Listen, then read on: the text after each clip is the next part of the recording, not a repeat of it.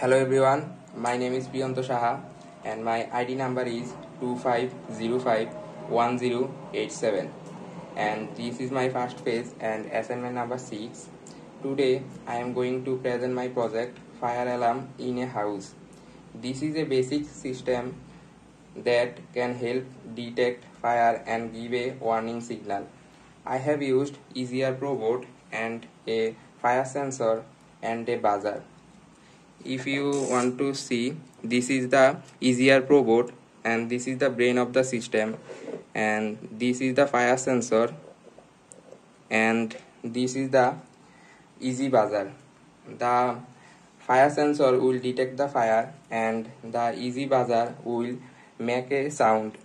if I want to show you how it actually works, first of all, whenever I enlighten fire around the sensor, it will make a noise in the buzzer.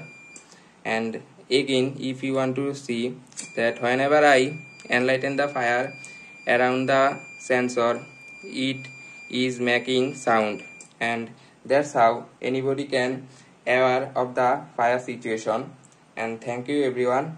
I hope you liked my project and understood how it actually works.